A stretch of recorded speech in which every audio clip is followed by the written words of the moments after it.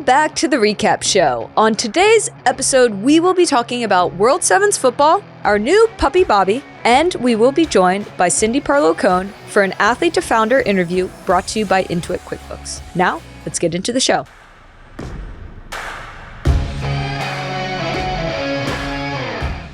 Welcome back to the Recap Show. We are so happy you are here. Today, we are going to kick off this episode by talking about the Sevens. Tobin, what in the world is the Sevens? World Sevens football. Cue throw hat into studio. That's better. All right. World Sevens football is something that I am involved in, which is honestly a new format of global club football. Seven-a-side football, which is kind of the origin of all of football. Fast-paced, like entertaining, all the things that we love in a football game, totally condensed into a 30-minute game, seven-a-side, lots of goals, lots of actions, lots of 1v1s, best players in the world, best clubs in the world, all competing, Grand Slam style. This is innovative football. And what I'm most excited about, because I know you're going to ask, is that we are reimagining a sport. We are reimagining what the next generation of all sports are looking like in this era of sports. We see this happening on every level across the globe. And I'm really excited to be a part of this group that's bringing World Sevens to life, because this is something that I'm passionate about, like the fun in football, the entertainment in football. It's what drew me to playing the game. It's what drew me to my favorite players. And I think this next generation of fans and of players are looking for something like this. Well, I am so glad that it got announced because I'm a very bad secret keeper. So this is a relief. Tobin, how are you involved? And why did I have to keep this secret? So I am the chair of the Players Advisory Council. And I think one aspect that really drew me to this project was actually the player involvement and the player buy-in. As you know, like throughout our careers, it's, we're always an afterthought in decisions, especially decisions on when we're going to be told to play more games or different competitions. And usually we're an afterthought, and we're certainly not going to get paid extra or $5 million for playing in, something that we're just being told to do. This is all athlete focused, athlete driven in the way that we are giving direct input in how the games are going to be played, what the fan experience is going to be, what the player experience is going to be, to make the best format of football possible. What teams are involved? I can't disclose it yet. I but thought I could get her on the recap show. I mean, what I'll say is boo. What I'll say is it's the clubs and the badges that I'm most excited to see. Ooh, that's a little Easter egg. When is the first tournament? The first tournament is taking place right before the Women's Champions League final, which is towards the end of May. I think it's May 21st to the 23rd. And what's so cool about this format is these are the best clubs in the world. And unfortunately, on women's club structure, the P&Ls of these clubs are still not looking great. The media rights aren't where we need them to be able to pay the players what we want, to be able to grow the game in really significant ways. And what actually World Sevens is doing is we are creating a new format that not only is going to pay the players really well, but it's also going to bring money to the clubs to increase their P&Ls in a way that they haven't seen this kind of money before. You can't even get this kind of money if you win the Women's Champions League. I mean, this is money that's being invested tangibly into the women's game that's going to give players opportunity, but it's actually going to grow the game in such substantial ways, and just is going to continue to add to the ecosystem that we're all really putting a lot of energy into, because we believe in it and we know that you have to build the game around the game and these new formats to be able to really grow the pie. Well, that just made me feel really proud, because I feel like there's a small version of Tobin that just wants to play seven-a-side. And this new version of Tobin is changing the landscape of women's sports by creating a new seven-a-side league. Look, I'm a football fan, like, at heart. And this format really is going to, you hear a lot of people talk about player load. That's like one concern that I think a lot of people are like, oh, well, the calendar is already so congested and all these players are playing all these games. But the reality is for player load is a real thing and we've got a problem. But this is a very elite, small group of players that we're talking about player load about. You have to realize after this group of player load that we're talking about, there is a substantial drop off where actually players are being incredibly underloaded. I mean, everyone can speak to their own team about players that cannot find minutes, cannot have teams, maybe don't even have a competitive national team to go back to, don't play in the big tournaments. And this is an opportunity on a global stage for players to be identified, to have fun, to play, to express themselves in ways that they would never have been able to. And yes, the stars are going to be there, but their new stars are going to be born in a format that is for stars because it is the soccer that you actually want to see, which is goals, which is 1v1s, which is skills, which is a lot of saves. And that's what I'm passionate about because you're going to take the best moments in a 90-minute game and you're going to condense them into this insane high energy, high packed format, plus a whole music festival vibes around it. Ooh, fun. In an Now awesome I'm city sold. in Portugal. Like, this is going to be like just such a sick event. And I hope the players love playing in it. This is what's so cool about the format is actually like, it also reimagines like what do substitutions look like? What do rotations look like? What does player load even have to look like? It's so exciting that, I mean, yeah, like, do I wish I could play in it? For sure. But like, am I still going to just like innovate in ways that I would have wanted as a player? Yeah. And I mean, the player feedback has been incredible. And I think ultimately these players are being asked. They're not being told, they're being asked. Like these clubs are having the players vote on if they want to compete in this format because ultimately the players are going to get directly paid and the clubs are going to get directly paid. So they're coming together as equal parties at a table saying, is this something we want to be a part of? It's and really all cool. the players are like, this sounds amazing. Do you know how many types of competitions and games that we are just pushed into 11-a-side games for what feels like sometimes a meaningless competition or a meaningless trophy? That at the end of the day, you're not even paid to play extra for these competitions. I can attest. I love being asked. I mean, it wasn't hard when somebody like said that this was going to be player focused, player first. Like already, I just started listening, right? Yeah. And what's so special about the advisory council is I'm on a part of this group with the players that I have admired and respected on the global scale for my whole entire career. So, and all of these players have relationships that go through clubs, through the best clubs in the world, through, you know, however many caps on their selected national teams, that they've already had a footprint, handprint, whatever on this game. And what we're doing is trying to create and continue a better future. And I think that's my favorite part is actually being connected to the global game and my global peers that I respect so much that I get to build something on a global scale with. Yeah, I think that the intentionality and the integrity behind it is awesome. And it makes me really excited to see how passionate you are, and we all are about this.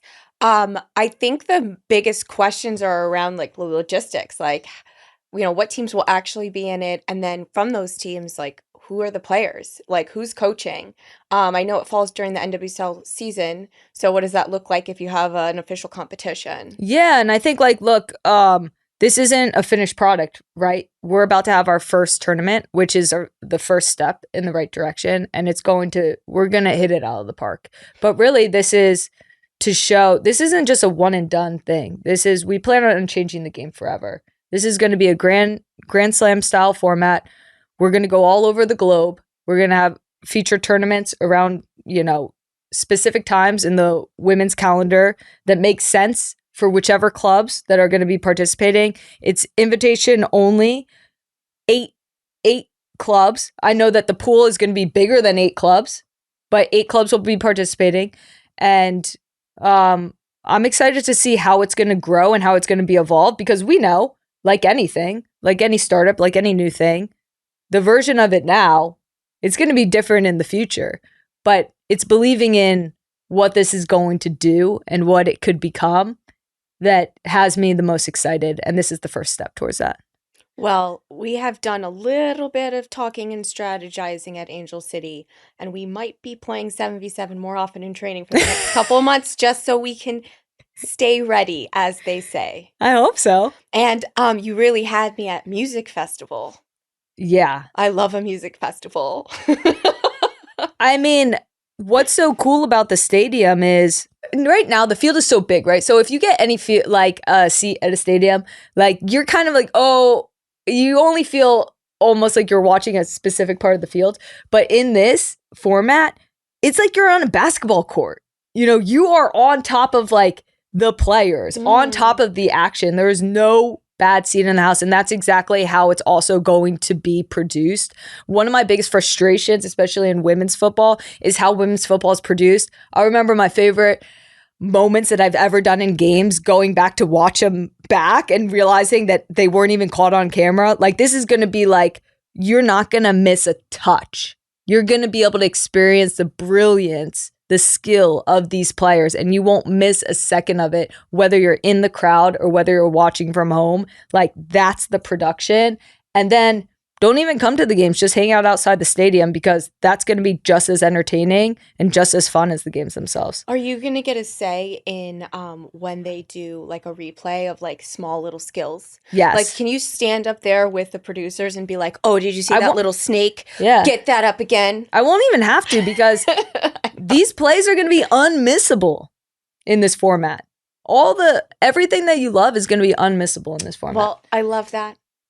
Can't wait to see how it all pans out. Me too. It's really fun time, I think, for all the sports, because innovation is happening on every level of sports. And this is just the way that we're contributing to our own ecosystem. The Recap Show is proud to be an Intuit QuickBooks partner, an end-to-end business platform helping small businesses grow. From athletes to everyday small business owners, QuickBooks has you covered to help you tell your story. Today, we are joined by the President of U.S. Soccer, Cindy Parlow Cone. Tobin, will you tell us about Cindy? U.S. Women's National Team legend, World Cup champion, Olympic gold medalist. Let's bring her in. Let's bring her in. Welcome, Cindy Parlow Cone. Welcome to the show. Thank you. Miss President. Just Cindy. After all that, you went with Miss? Okay, we are so excited to have you on the podcast. I think we've begged you for a little over 2 years now. You did say that you would want a seat in the back with a book if you were going to be on the podcast. So, yeah, can I move my chair to the corner? Not quite, but we'll try to make you as uncomfortable as possible, because we know you love the spotlight, especially in a role that is probably one of the biggest roles on the planet. Wow. Are you trying to make me stressed out about my role? The biggest role on the planet. I'm not so sure about that. On the footballing planet, one of them. Yeah. But honestly, it's amazing to have you here. For us, Kristen and I were 99ers babies. Like, we were inspired by your generation. The fact that we even have this podcast is because of you and what your generation did for the sport, for our dreams, for the many paths that you all created, the many opportunities. And it's just kind of an unreal moment right now for where we're like all seated to understand that, like, how far the game has come. I mean, we're sitting here in a show in a media company for women's sports, and Cindy's the first women's president of the U.S. Soccer Federation. I mean, pretty badass. It's incredible. Thank you. And that is just kind of I wouldn't say like the cherry on top of your career, but you've been really a trailblazer and really winning throughout your career. I mean, from the earliest days, college, go Tar Heels, Matt Kerman winner, gold medalist, World Cup champion, lots of goals, lots of headers, lots of tackles. Just, it's amazing. I mean, what could be next? I don't know. We'll get into it on this episode. I did want to share a story that I think I've shared with you in the past, but I think everybody should know it because Cindy is quite quiet, but she is quite fierce. And so back in my Tar Heel days, Cindy would come out to practice. And are you still living in Still North living in Carolina? Chapel. Wow. Okay. Really cool. And Cindy was like a legend. And a couple times she would come and she would actually practice with the group. And I remember we were playing small-sided and I was going up against Cindy. And whenever I had an opportunity to go up against, the players that you admired, like I always just loved it.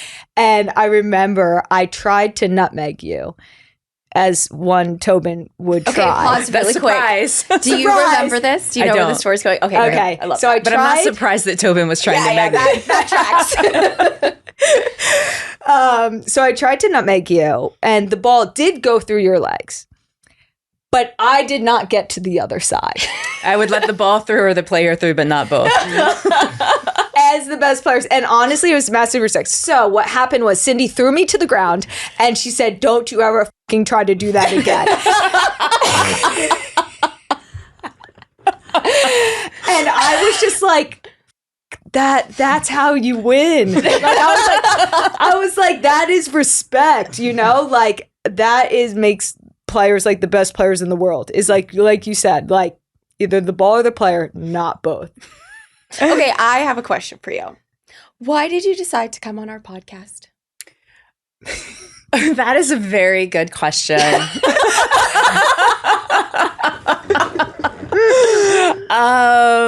I felt a little bit pressured. Good. No. I love your guys' podcast. I love how you approach the topics. Like you cover serious topics, but then you have fun with it. It's light and fun, but also digging into some very real topics that are important for what's happening right now in our game. And I really respect that. And I've respected both of you throughout your careers. I've seen Tobin more coming from the Tar Heels and then at the Portland Thorns. But following your career and then coming back from injury, I think you both have such a wonderful story and how you present yourselves to the world and how you've supported your teammates through everything. I think it reminds me a lot of how I feel about my 99ers. Like, I'm still shocked that I was lucky enough to be on the 99er team. Like, to me, that like everyone's like, you're a 99er. And I'm like, holy shit, I'm a 99er. Like, it still like hits me 25 years later, like how special that group was. And so I see that in you guys and what you're doing for the game. And so that's the real reason why I came. Well, thank you for being here too. You're welcome. So Tobin kind of alluded to this. But which part? I know. But so yeah, I mean, honestly, Tobin alluded to a lot. But you had an amazing playing career, and you, as you just said, you were on one of the most iconic, historic, world-changing teams, and then you've gone on to this next amazing, world-changing job. That I think Tobin called it the cherry on top, which is funny. But I was wondering, you were around these strong, powerful, badass women, which is sort of like what we're obsessed with on this show, right? Is being around unapologetic women and then like finding your own authenticity. What do you think it was about you that led you to be the first woman U.S. soccer president? Because you think like any of those 99ers, but you actually were the one who decided to take this cherry on top next job to actually transform our game. Yeah, I think I was the idiot that said yes. Quite honestly. I mean, it's so crazy to how I got to this position. I kind of call myself the accidental president because this was you. I call myself that because it's like this was not in any 5-10 year plan of mine. So what happened is the VP spot at U.S. Soccer had opened up because the VP ran for president and won. And so they were holding a special election for vice president. And I thought it was really important for an athlete to be in that position. And so I was trying to get an athlete to run, not me. I was trying to get another athlete to run. And I had a couple on the hook for a little while that were like, yeah, that sounds really interesting. But both said no. And so I went to the chair of the Athletes Council. For those of you that don't know, that's the athlete representatives for our NGB, which U.S. Soccer is. And I went to them and I went to the chair. His name's Chris Aarons. And I was like, okay, everyone's dropped out. It's either going to be you or me. Will you do it? And he's like, he tells me, no, my wife will divorce me if I do this. And I'm like, seriously? I have to do this? And so, I mean, I had just had my kid. Like, this was not in the plan. And so fast forward. And so I had to run 2 years in a row for vice president. So I went back to the Athletes Council again. And I was like, okay, have you guys gotten organized? Who's your candidate? Not organized. So I have to run again. And so I'm like, the next election is for a 4-year term. And I'm like, no, like, you guys have got to figure this out. And they're like, yeah. Give us the year. We'll figure it out. 2 weeks later, the president resigns, as you guys all know, due to the very offensive legal filing that U.S. Soccer filed. And I became president. Like, in a Hello. Yeah. So I went from being at 4 meetings a year for the board to 24/7 all day, every day. Wow. Yeah. So it was not planned. And Grant Wall, God rest his soul, he wrote a great article about the 99ers and how I would be the last person he would pick on that team to be president of U.S. Soccer. No, it's great because it's so true, because I was so quiet and reserved and I wasn't a leader on the team. I was just a player. I had Mia Hamm, Carla Overbeck, Julie Foudy. Like, they didn't need me to lead. I was like the little kid on the team. And so I thought his article was so spot on, because I don't think anyone could have predicted it. But like, as I look back over my career, my childhood, I look at little pieces that came together and all the lessons I learned. I mean, if I hadn't been on that 99er team, learning from Carla Overbeck and Julie Foudy and Mia Hamm and Christine Lilly, and the list goes on, I would have never been in the position to, when it was my turn to lead and people were looking to me to lead, to be able to do it. This is so cool. So, Tobin, you know what this reminds me of? You know the show The Reluctant Traveler? Do you know that show? No. It's a great show. It's like a little travel, like, around the world, like, great hotels, before you go to sleep. Feel good TV. Yeah. That's what we're into. And The Reluctant President. The Reluctant President. I love it. Okay, but you did decide to stay. I did. So, Wow. So you were, even when you were VP, when you became the president, you had an exit strategy. I did. I was trying to get someone else to do it. And then you became the president. Yes. So then how did you go from the reluctant vice president to choosing to be, or to rerun or get reelected? Yeah, so the way it works, because the president resigned, so I was president until the next annual general meeting. And then there was going to be an election for the last year of his term. Yep. And so the board came to me and was like, look, we need stability in this time. You're doing a good job. Will you run again? And I had full support of my entire board to do it again. And so I was like, okay. Oh my God, the reluctant president. He kept going. It keeps going. But it also felt really good to have that support of the board when I have a representative board. So we have adult members, we have youth members, our at-large member, our professionals, and our athletes, and our independents. And so everyone's coming to the board focused on their own organizations and their own goals. So it was really cool that they came together and wanted me to continue. And so I did it for the next year. And so I had a decision to make, because the next election was for a 4-year term. And there were still a lot of things I hadn't done that I wanted to do. One was the women's national team litigation. I wanted to resolve that. I wanted to resolve equal pay. It's a funny story. I thought becoming president, I was like, I am going to solve this equal pay because I believe in it. I've been fighting for it for 2 decades. I am going to do this. And I thought it would be like so easy, but it took 2 years being president to actually get it across the line. And that was for many reasons. Some of you guys already know. But I decided to run again because I really do think it's important to have an athlete's voice in the room when decisions are being made about our game. I think it's important to have a woman's voice in the room. Now, I'm not saying it has to be the president's voice, but I do think that's important to have. And I'm so proud of our athletes now. We're running an election right now, and I think there's 6 athletes running for a board seat. It's incredible. Which before we had to beg athletes to participate on the board. But it's been a good journey. I still have a lot I want to do. I'm running for re-election next year as well. Woo! So That's incredible. So finally, this election, you're not going to be the reluctant president. No. This might be your first one where you're fully like, I'm just doing this because I'm good at it and I want to. The first 2 years as president were probably 2 of the hardest years of my life. Yeah.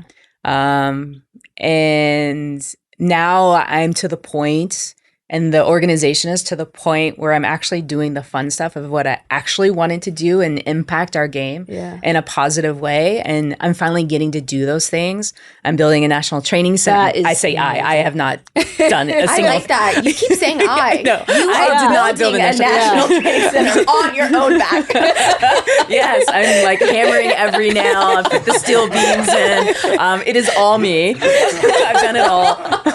Finally, we got it out of her. I don't deserve opposable thumbs, so not true. But it and doing those things, and then we have World Cup 26 and the legacy of World Cup 26, and we're working, and we just started Soccer Forward Foundation at U.S. Soccer. So really working. I mean, my dream is the legacy of 26 is that every kid can walk, ride their bike, or take public transportation to a safe place to play our game. Wow. Because right now we know that is not the case. Wow. That's beautiful. I mean, I'm literally sitting in this chair because of what soccer has done for me and the people I've met through the game. And I want that for every kid. Yeah. I mean, when I hear Cindy speak, like, we're kind of obsessed with this idea of people as like vessels. And like Cindy for sure is a vessel. Like all like her saying, I wasn't the person that was supposed to be chosen for this. It's like, no, that's why you were chosen. Like it's synchrodestiny, like for you to have this job. And I know for us, we were across the bargaining table with you in the equal pay lawsuit. That must have been such a complicated feeling to be like for the players, but also like opposed to the players. Can you take us through like the complex maybe emotions that you had kind of looking across the table at us and seeing yourself in us in so many ways, and then also representing, the federation and the game at large? Yeah. Well, I got to take you back a little bit. Like, yeah, take us back. Because I became president literally in a split second. The president resigned and it was automatic. I had this moment of freak out. Like I thought about everything that I wasn't, right? I was like, I have never been an executive of any company. I don't have an MBA. I didn't. And I think that freak out for me lasted longer than I want to admit to the two of you or your reimaginers out there. So it will slide past that. It was like 5 minutes. It was like 2 seconds. But I remember one of my board members calling me and he said, "Are you ready to do this?" And I heard myself say yes. And I have no idea why I said yes. That's why I said, I was like, I'm the idiot that said yes. Because at that moment, I wasn't thinking about all the things that I had done in my playing career and coaching career that had led me to this moment, and that all those life skills that I learned through, my entire career that was going to help me lead in this moment. And so I finally had to shift my mind. I was like, okay, yeah, all those things are true. I haven't done any of those things. But what do I bring to this role? And I kept going back as like, I've been on high performing teams. I've been building high performing teams my entire life. Yeah. I know what they look like. I know what they feel like. I know how to do it. Heck yeah. And I knew I was going to need a freaking kick-ass team in order to get through what we needed to get through. It was not only the women's national team litigation and equal pay. You have to also remember at the same time, COVID had just begun. So our whole world had shut down. I had no idea when U.S. Soccer was going to bring in revenues again because we're an events-based business, right? And so if we were not playing games, and so I was like, U.S. Soccer will not fail on my watch. And so going into those negotiations, it was an interesting space for me to be in because I had to bring every single member of our board along on the journey. Wow. I had to educate because a lot of them were like, why are the women's national team players so angry? And I knew why they were angry. I was angry, right? I was like, when I played, I called them the fucking suits, right? So I know how they feel. And as we were going through those negotiations, I knew in the back of my mind, I was like, if we are ever going to be as good as we can be as a country, as a federation, then we have to be on the same team. Because I know as a player, I never felt like the federation was on my team. And I don't know how the players feel, but I hope they feel like I still have to wear a damn suit all the time, but maybe they take out the F-bomb before. Maybe we're just the suits now. I don't know. But I hope that they feel like we're on the same team. And I think throughout the negotiations, there were moments for me that were really challenging. But I kept what I'm so proud of, and not just of my team, but of the women's team and the men's team, is that these things are a roller coaster. These negotiations are a roller coaster for everyone. But everyone kept coming back to the table. Everyone kept talking. And it was funny. There were moments where the two players associations, they'd be like, we need this. And my team would say, no, we can't do that. And I'm like, actually, we should do that. The players are right. And then there were moments where the players associations wanted this thing. And I was like, guys, we really can't do that because of this and this. And like, I feel like everyone, once the men were at the table and really willing to negotiate and figure out the FIFA World Cup prize money, I think there was a major shift in the tone of all the negotiations. But I really struggled with just trying to get everyone seeing that there was only one way, and that was to equalize World Cup prize money. And because I couldn't figure out, like, no matter what we did with anything else, like if we didn't equalize World Cup prize money, then there would always be a challenge of what is equal. Right. And I was like, I don't want to pass the buck to the next one. Passing the prejudice. Yeah. Yep. That's so cool that you ultimately were the president that is responsible for equal pay. And no one on my team, by the way, believed that I would be able to equalize World Cup prize money. Wow. Not a single person. Well, you know what? We did. We did.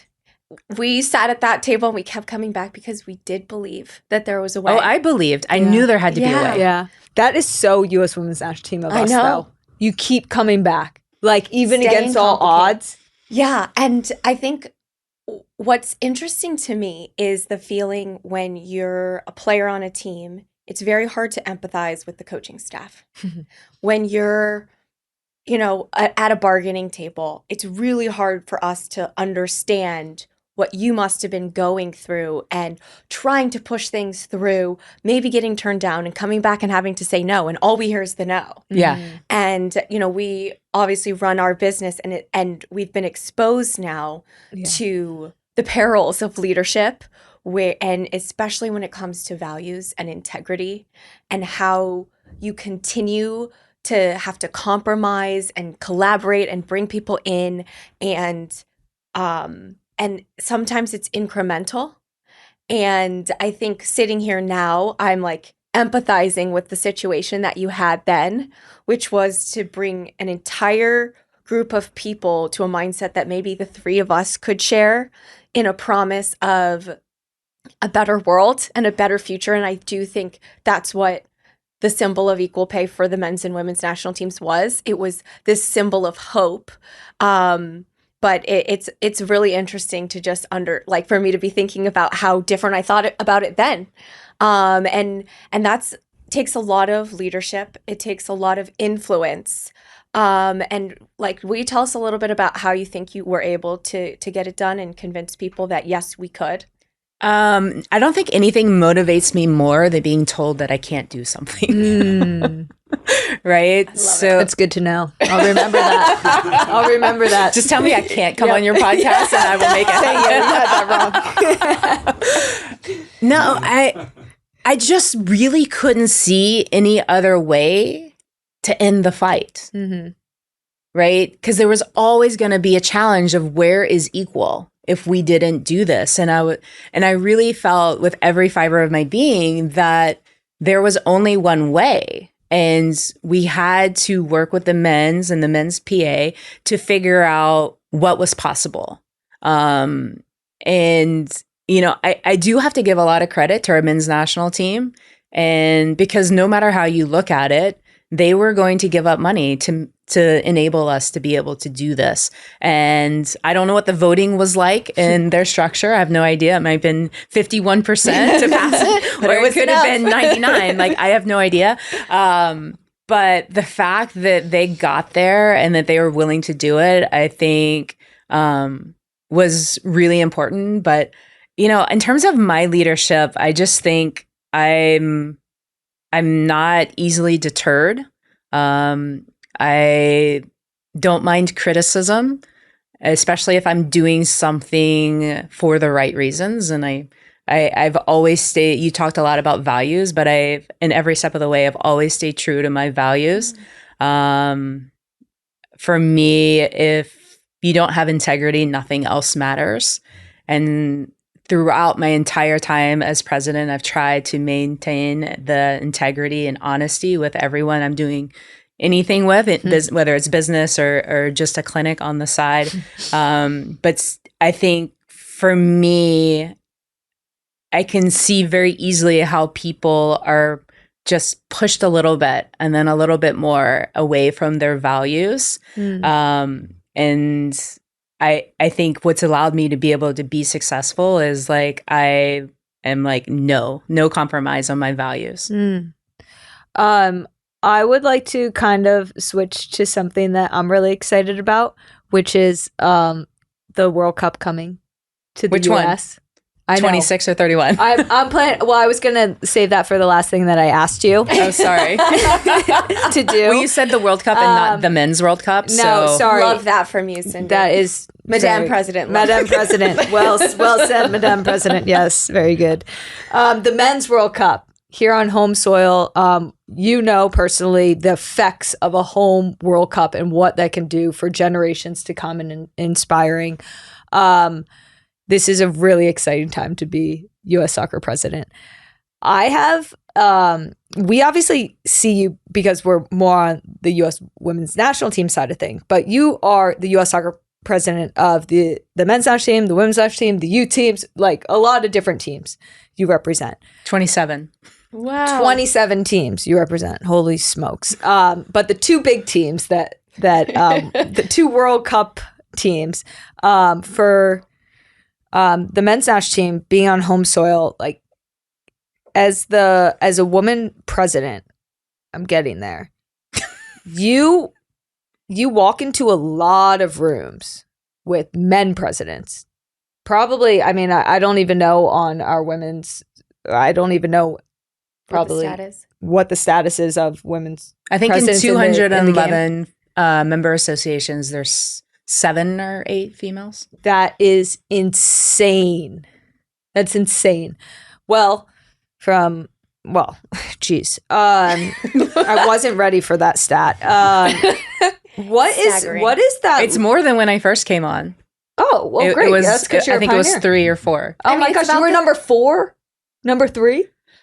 You know, I'd have to do some research on this. I Were don't those really know these countries numbers. like in Scandinavia or something?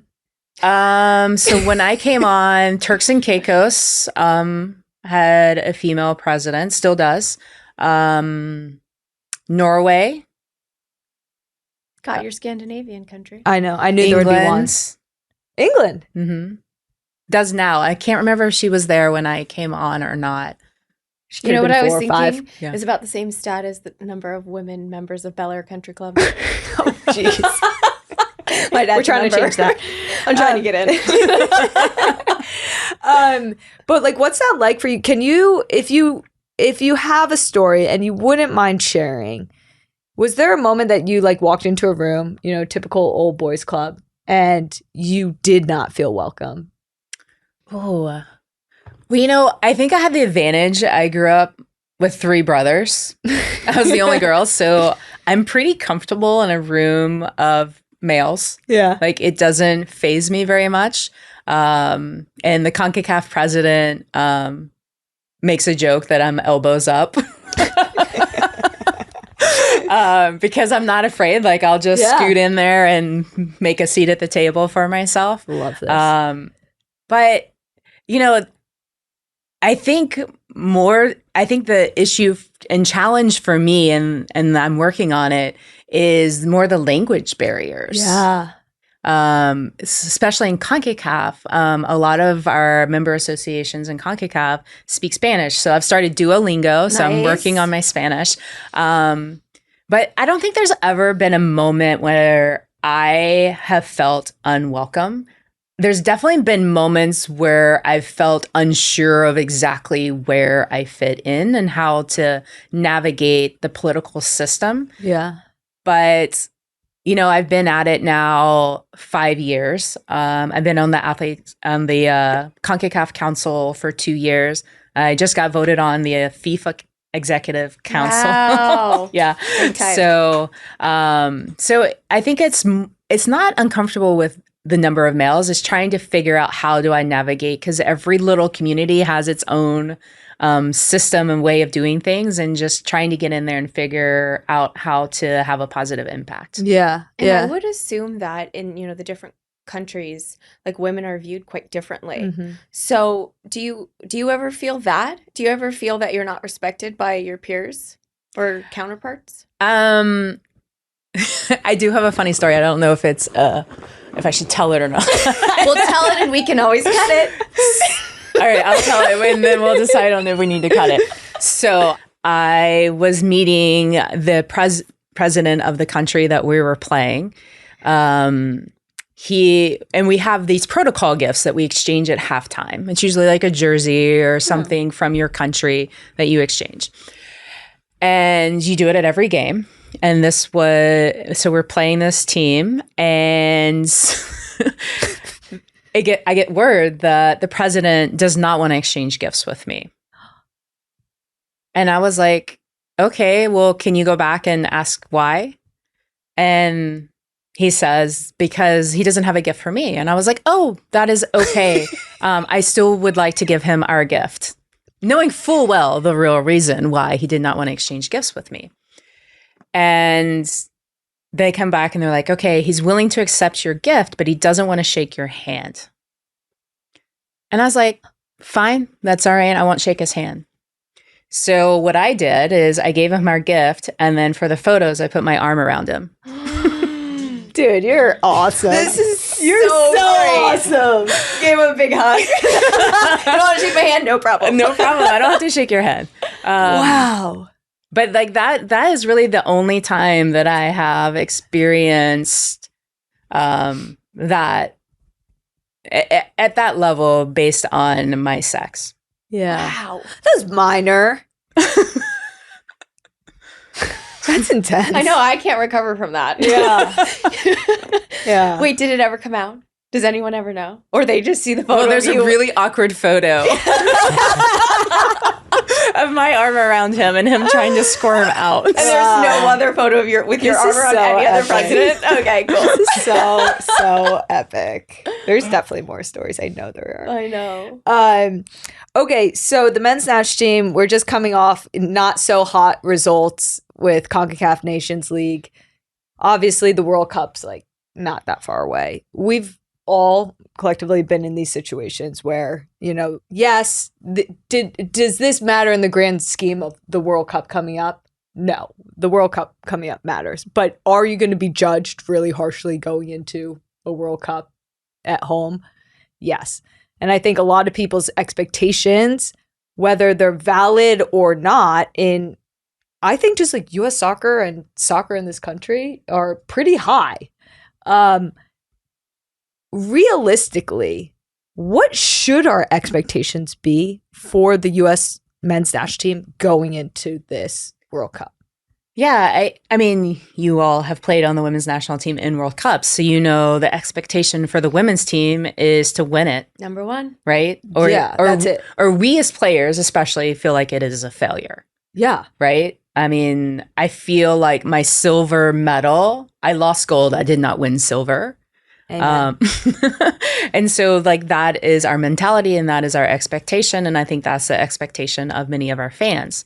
For our men's national team, you know, it is hard when you have a couple of losses within CONCACAF. And for me as president, it's challenging when the narrative is around effort. Yeah. Right? Because every time I wore that crest, I'm not saying I was always great because that's far from the truth, but I always gave every single thing I had in me. And whether I was on the field or on the bench, I was doing everything I could, everything in my power to help my team win. And I saw that from the men in 22. Mm-hmm. I saw that mentality. I saw it. I felt it. And the true belief that going into any game, that we had the opportunity, had the chance to win. Mm-hmm. And so I think it's important in the next year for our men to get back to that mentality and that belief that we know, are we one of the best teams in the world? Are we in the top? We're not right now. And that's just fact, right? But could we beat any team on any given day? Yes. And we need to get back to that mentality. Yeah. And who knows, playing at home, could we go on a run? Absolutely. Yeah. I'm a huge fan of our men's national team. Throughout my 5 years, I've gotten to know the players. And, you know, I struggle with people saying that they don't care because I know they do. Right? I know they do. I know they're passionate. You have to use these games to help you prepare for the World Cup. Things don't just magically come together at a World Cup. You need to prepare to get there. And so luckily we have a little bit over a year. So I have faith in Maurizio and his team to get us there. Awesome. I thought that was like really well said because I think I talk to a lot of people that sometimes I'm like, are you delusional with like where we stack up in the world of football? Because I think I love the bravado of like Americans thinking that we can win anything, especially on home soil. Like, I'm a believer. And all I know is if the U.S. men's national team go out in that World Cup and they put on a show and they take it to the best teams in the world and they finish somewhere that we're cheering for them. I don't know what that finish looks like, what those performances look like. I know for a fact that it can change the culture in this country and where soccer stands up against the top sports in this country and really shift the narrative of where the U.S. men's national team fall in the world. And so that's what I'm excited about is the opportunity ahead. And I think for all of us, we just hope that like we do well. Well, it's interesting because you're talking about performance over result. Like you just want something to cheer for. Well, because I think Cindy's right. Like we are a country that can beat any country in the world on any given day. Look, does that give you the right to be like a top country in the world? No, because you have to kind of defeat the odds over and over again to win a World Cup, which is possible, you know? Mm-hmm. But I just think that it's going to be an interesting ride. And I think Wow, you're already excited. I'm You got a excited. year. But like, it's just crazy. Like the biggest sporting event in the world is coming to our country in 26. Tobin, do you have any final questions for Cindy, or do you want me to wrap it up? Yes. Cindy, will we get the 31 World Cup? Yes. 100%? In my brain, yes. Well, has someone told you that you couldn't do it? No, are you going to tell me? Yeah, you can't do it. You might not be able to do it. Yeah. It's more competitive than ever now. Yeah. So our bid is actually due at the end of this month. Well, did you do a good job on it? No, I did the worst job I could on Like, it. is it like a PowerPoint? What does that mean when you say like our bid? What does a bid actually look like? FIFA puts bid requirements together. And so this first part of the bid is basically our intention to bid and basically putting together all the things that we'd like to go and do. Okay. And then there will be other steps that follow after that. And if there's a competitive bid put in, then there will be a vote. I'm guessing they haven't even announced it, but it'll either be in December or next May. Who do you think also will be bidding? I honestly don't know. I don't know if there will be another bid or not. I'm hoping not, because that makes it a little bit easier to win. Giggles. Well, I think it should go to a women's president. So there's 1 in 7 Because chance. I think we would have a great chance. Thanks for your confidence in me, Tobin. I have so much confidence in you, Cindy. Ever since the picture with the... I know. I mean, mean, this was such an amazing conversation. wait. We haven't talked about our beloved team, the U.S. Women's National Team.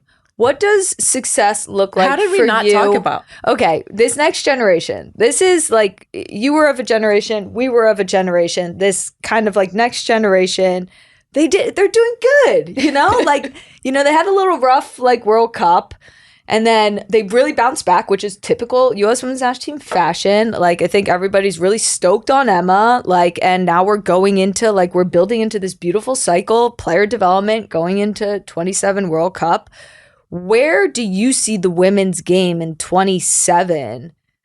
Like, in terms of the difficulty now of what it will take for this group to win a World Cup? What are the challenges that you see now that maybe weren't the same challenges before for them?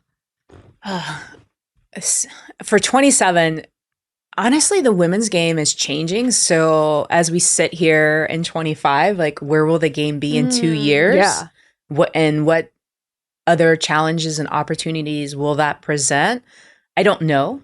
Yeah. I do take great pride in bringing Emma on, because I think she is the right person, the best person to lead not only our women's national team, but to help us organize how we are thinking about girls and women in soccer in general.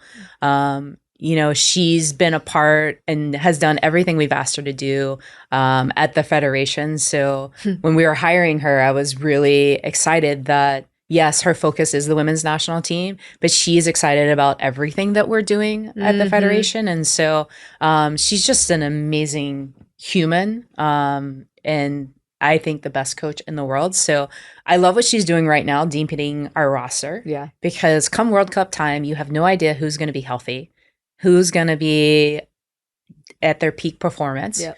You know, who's going to get injured during the tournament. So I love what she's doing right now and figuring out who can compete at this level, who are those players going to be for 27. But as you talk about how our game is changing, who knows in 2 years? Like, that's what's exciting about our game and the innovation that's happening and the investment that's happening. And I'm so happy that people aren't seeing the women's game as a damn charity case, right? It is a good investment. It is worth investing in, and you're seeing the ROI on it. And so I think we're going to continue to see more investment, and the women's game is going to continue to grow, not only here in the U.S. and our region, but globally. Yeah. Yeah. How do you feel, speaking of globally, how do you feel about U.S. players going to play abroad? as the president? Maybe not as a player, but as the president of U.S. Soccer. She's always the president. Madam President, I'm so sorry. I mean, as president of U.S. Soccer, I want them playing in our domestic league. Yeah. But having been a player and understanding players and what they need, they're looking, where's the best place where I can develop? Where's the place that's going to push me? And balancing being comfortable with being pushed, and different players at different points in their career need different things. And so I do understand it. And I don't think for a minute that every single U.S. women's national team player is going to stay in our domestic leagues. So for me, it's about how do we, as U.S. Soccer president, how do we support our women's national team players no matter where they are playing? Mm-hmm. All right, Kristen, I'll let you wrap it up. Oh, right. I was just leaving you a little space. She always gets warmed up, and then she's like, soccer question at the end. And I'm just like, okay. While we have her pinned down to the ground, let's get her. Tobin, you have my cell phone number. You can call me anytime. There's a lot more questions, I'm sure. Well, this has been an amazing conversation. I have learned so much. I think it's actually what Tobin said really resonated with me. Like, sometimes the quality that you didn't want necessarily to take the leadership role that you had is exactly what gave you the personality for it. Mm-hmm. And you represent all of us, especially U.S. women's national team players, but all of us, everyone in this country, all the footballers, all the women. And that's a huge responsibility. But I think just in the stories that you've told today, you're a great leader, you're a winner. You're a badass, and you don't belong with the book in the back. But I hope when it's all done, place. I hope when it's all done, you just have a really big book in a cozy little cottage. Because I mean, you're a trailblazer, and thank you for everything you've done. Thank for us. you, thank you for all you guys are doing. Elbows up. Once again, we'd like to thank Intuit QuickBooks for their support of the recap show, women's sports, and small businesses everywhere. All right, fam. It is now time for your favorite segment, Community Questions. But this is going to be a special treat because it's Bobby edition. Oh, Bob! I know. Just take a second to marvel in the fact that we get to talk about the dog. I love Bobby. For about 5 minutes right now. I miss her. I know. Let's actually just speed through this so we can get home to the dog. Maren from Norway wants to know, how did Bobby get her name? Ooh, and I feel like I should answer this, Maren. Yeah. So, Tobin always wanted to name our first child something Brazilian. And I think it was because she liked Brazilian soccer. And I just thought, like, I don't think that's going to work. I think we should just, like, maybe think through what this is going to mean and if we're going to be able to pronounce it correctly, yada, yada. And so then she said, oh, if it's not a Brazilian name after one of my favorite players, then I want it to be Bob. And it's a very Tobin thing to do because it's like, whatever she wants, it has to be the unexpected. And so she thought the most vanilla name in the world would be the ultimate Bob surprise. And she also says that if you're a cool Bob, then you're the coolest or something like that. Yeah. Like to be cool as a Bob. Yeah, I feel like people like got kind of like weird about names, right? They're like making up this like weird names for people. I don't think that had anything to do with how Bobby got her name. Well, no. So I was just like, I don't want to be like one of those people that like is like. Wait, just stop it there. I don't want to be one of those people. That's exactly how Bobby got her name because her actual name is Bob. Her real name is Bob. But I tell people that it's Bobby so that because Bob is a girl. Bobby's short for Bob. Bobby is long for Bob. So, yeah. But Bobby, and also there is another part of this. So, yes, it's Bob. And her foster name was Bingo. So it kind of opened the door to the bees. And most importantly, if we ever have a human child and it's a girl, at least her name's not going to be Bob. Yeah, I think that's why you were most excited about I this. was like, I'm okay with this. The dog's Bob. Honestly, girl Bob is like so cool. But if you're a Bob and you're a cool Bob, like you're the coolest of the cool people. That's what I was trying to say, but you said it better. Thank you. Yeah. So she's a cool Bob. Jamie from New Jersey asked, what is one unexpected thing about owning a puppy that you didn't consider when you got Bobby? I think the unexpected thing was that we adopted Bobby because Bob was our foster dog, and I bet about 7 friends that we would not adopt Bob. And everyone was like, foster fail, foster fail. And I was like, no, Tobin and I are like not like everybody else. Like, this is something that's good for the world to foster. I picked a dog that I thought we could never keep, like intentionally, because she's going to be quite big. So I thought if I get a dog that's like very mismatched to our life and lifestyle, then we won't be able to keep her. And just the day before, Tobin had been telling her friends how happy she was to have no responsibilities and that she would never get a dog, and actually how lame she thought people were who leave parties early to get back to their dog the day before. So I was like, let's foster this dog. This is not a foster fail. So the big surprise was Tobin's soft side. Gosh, she really got me. She well, did. what happened was, so these dogs, when you're fostering, you have to bring them to like adoption events. So the weekend was coming up, and Christen was like, "Oh, Bob has to go to, at the time, bingo. Bingo has to go to an event this weekend. Puppy it was like yoga. puppy yoga." Oh. And as soon as she said that, I was just like, "Bob's not going to an event." And that's like, how with I all those- found out we were keeping Bob. I was like, with all those people, like, no. Yeah. So then there was a decision that had to be made, and the other good part about the decision was that I came back from practice one day and I was adamant that we let the rescue organization know if we were going to bring the dog to the puppy yoga, because I feel like that's the responsible thing to do. So I gave Tobin 24 hours. And when I got home from practice, I said, "Have you made your decision?" And she said, "Well, Bingo and I had a long chat." And the rest is history. we did. Lynn from Austin, Texas asks, are you going to start a line of dog accessories?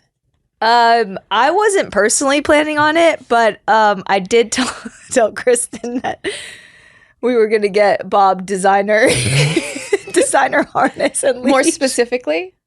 Well, we were in Celine and they had some like really cool one, but Yeah. I just thought it would be like so cool if Bob the dog had designer stuff. But you are not a fan of dog sweaters. Because I think it's kind of funny that that even exists and that people would even be so ridiculous to spend money on their animals. So because of that, you're going to do it. So, yeah. Naturally. Yeah, naturally. Yeah. But no dog sweaters. Bob doesn't like that. Bob runs hot like his mom. Madison from Los Angeles wants to know, has Bobby gotten into any of your shoes? Oh my gosh. I immediately have to go home and send you all videos. But I have a pair of orthotic slippers that my homeopath recommended for me. That are the most important shoes in my life because they keep my spine straight. And they're Bob's most important shoes. And they are, and they're life. very orange and very furry. And I feel like it's the closest thing Bob has to siblings. Yeah, it is. And there's a little Velcro snap and she can get it to. Yeah, She she loves can't it. really like destroy things yet, but she loves Christen's stuff. And in particular, she loves sleeping in Christen's closet on top of Christen's clothes with the fuzzy slippers as a pillow. Yeah, because I have to go to practice every day. Yeah, So she's missing me. she does. She misses you. Oh, Bob. That's probably where she is right now with those fuzzy slippers, Let's hope. if she's happy. Thank you all for your questions, particularly your questions about our beloved new family member, Bob. We love you all, and we appreciate you. Keep those community questions coming. Want more of the recap show brought to you by Intuit QuickBooks? Like, rate, and subscribe on YouTube and wherever you get your podcasts.